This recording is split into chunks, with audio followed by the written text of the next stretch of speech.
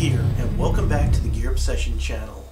In this episode, I will be doing an unboxing of the Sogzilla. This is the small version, model SP01. The first thing you may have noticed is that this looks an awful lot like the Spyderco Delica 4. That's what sort of drew me to this, and this is why I wanted to review it. Now I'm going to do sort of a comparison, but it's not really fair because these two knives are not in the same class. But they do have a lot of similarities, and it looks like SOG took a lot of design features from the Delica 4. So we'll go ahead and open this up. Now before I open this up, I do want to point out that the origin of this knife is China. I'm not sure if Gunny would really approve of putting his face on something made in China, but we'll see. We'll see what the quality is like. I'll tell you, lately, especially over the last year, I've been really impressed by some of the products that are coming out of China, and they're really beating some of the, I hate to say this, some of the US-made knives in the same price range. So we're sitting on the laurels. We need to get moving here. I would like to see us doing better than China. Anyway, let's go ahead and get this opened up. Here's our knife. We have a catalog here. I believe with the SOG knives you get a little mini catalog, which is what this is. SOG really has a lot of cool knives. Now, I wasn't too impressed with their flash, too, and I really haven't bought too many SOG knives since. But this impressed me, at least the way it looked in the package. And some of the reviews online, they've all been fairly positive. So let's take a look. By the way, this is a pretty light knife. I'm going to go ahead and set the Spyderco aside for now, out of the picture. The specifications of this knife is the overall length is 7.35 inches. And the blade is 3¼ inches long. The weight is 4 ounces. This has a straight edge. As a matter of fact, it looks sort of almost like a recurve. There is a slight recurve to this blade, which I like. I like the blade shape. Really nice. They copied the Spyderco hole, but they left a notch in there. Now, I don't know if that could be used to sort of hook your pocket and maybe make it open like the Emerson Wave. Not sure. That looks kind of small to be doing that, but I don't have pants on right now where I could try this. So most people, majority of people I'm sure wear jeans, so I think that would be the good standard to try this with. And we'll see. And it doesn't really want to grab because the hole, or that hole in there, is just too small. Has to be wider. Now I'm sure if you take some of this metal off right here that you can make this just like an Emerson Wave. Now I did try this on some really thin pants and it did catch and open. I do want to say that. And what I could do is I can purposely work the pocket in there, and hopefully I won't rip my pants here, and it will open. So, I mean, I could sit there and just, see, it's just too small. I think if I get my pocket, like, even there, it's just as you're pulling it out, it's not going to grip, but if I work it in there and sort of pre-stage it, I'll rip my pants, right? It will. But, not, at least not on jeans, it ain't going to work. It would have to be like a very thin pair of pants, and your pocket would have to be sort of just in the right way for it to work. So it may work on some pants, but the pants that it will work on, it will probably tear your pocket eventually. So as far as working like an Emerson Wave, I'm going to say no at this time. But with some minor modification, you can make it work. Now the blade steel is 8CR13 MOV. Now that's is from China. That's Chinese steel. It's sort of a middle of the road steel. It's a pretty good steel. Basically, Spyderco, Kershaw, Benchmade, they all use that particular steel.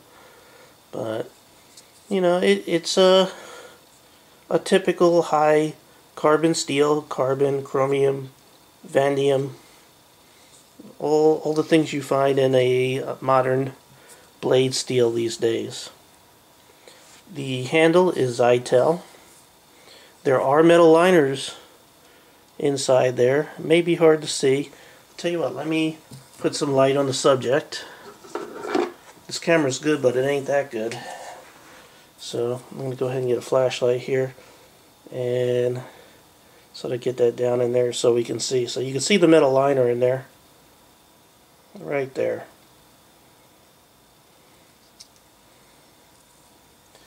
The hardness of that particular steel, by the way, is 57 to 58 on the Rockwell hardness scale. Now, the one thing I do like, let me put this flashlight aside, the one thing I really like about this knife is this clip. It allows for deep concealment. It goes all the way down, compared to the Spyderco, which this much would be sticking out up above your pocket.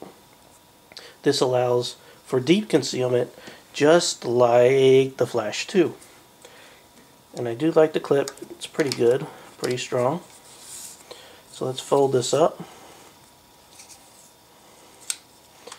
And it feels, wow, it feels very smooth. I like that.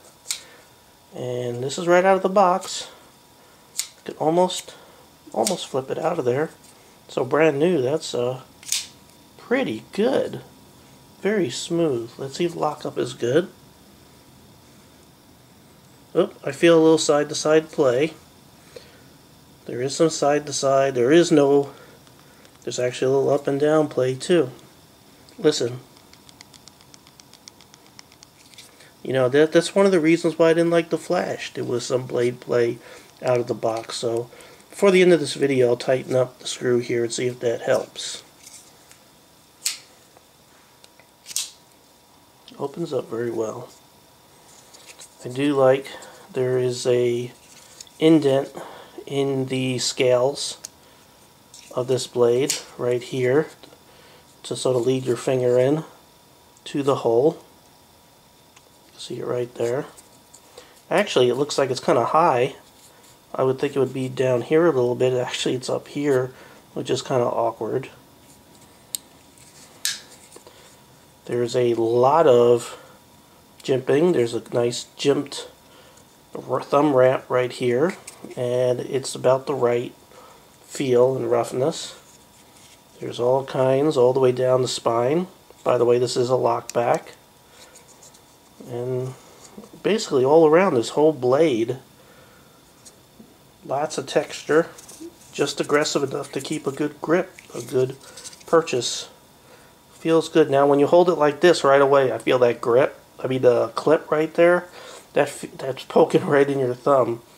So putting your finger up here is an issue, as opposed to that fits nicely over there. So there's a distinct advantage and disadvantage to this clip. It's awkward right there on your thumb when you're holding it like that. Now another disadvantage of this clip is that it's where it sits, because, well, look at that. Now, I don't know if you can see that. Again, see that hole right there? Let me get the flashlight. And let you see. There is a groove right there, so it looks like you can move the clip to the opposite side if you want to, but it's always going to be tip up because there's no grooves up here. None. So it's always tip up, but it's left or right handed. And this is ambidextrous because, you know, the same width to the blade on both sides, so left, right handed, it should be fine. No problem whatsoever. Now, in the package I was kind of worried because all I saw were these rivets, but when you turn it over the other side, you can go ahead and get some, looks like torque. It's hard to tell, I'll try to see here. Those are torque screws, so you can take this apart if you have to. Now, the lanyard hole compared to the Spyderco looks bigger. See that? A little bit bigger, which I like. That's about the right size. That's pretty good. And the price of this? I paid $30, and I'm sure you could get it cheaper if you can find a good deal, or you have a coupon of one of your big box stores or one of the online stores. If you buy online, you should always search for a coupon code for whatever that product is and the name of the store, because sometimes you can find it at a minimum free shipping. So I recommend that you do that. So I'm going to go ahead and take a break. I'm going to go ahead and try to tighten up this pivot screw and see if we could get rid of the blade play. Be right back. Okay, I finally found a torque screw that fit that properly. I had to open up a couple of toolkits to find the right size, and it is different than the ones to take apart the knife. It is bigger. Now, I got rid of the side to side play, but they're still a little up and down, and I don't know if you can hear this, but from what it looks like, how far this back lock comes up, there's no worry that this is gonna close. These lock backs are inherently very safe, but this is not a full carry review. This is an unboxing, so this is basically, that statement was an opinion at this point. We'll find out if that's true as I carry this and use it for over the next couple of months. So I'm kind of disappointed that there was blade play again. This is not the first time I've experienced this with SOG knives. It seems that the majority of the SOG knives that I purchase, I have to put a screwdriver to the pivot screw. I don't know why they can't seem to take care of that themselves. And the last thing I want to do is go ahead and we'll do the traditional paper test out of the box. Alright. Pretty good. Pretty good. I guess I had a bad shot over there. Let me get rid of that evidence. Oh, I don't know what it is about that side of the paper. Doesn't like it. Maybe I got a little wet or something. I don't know. That side's fine. That side's not. Kind of weird. Those are my notes. So, this is my unboxing of the SOG Sogzilla, the small version that was specifically model SP01. Thank you once again for stopping by the Gear Obsession channel. I really appreciate all of my friends, subscribers, viewers here on YouTube. I hope you have a great evening.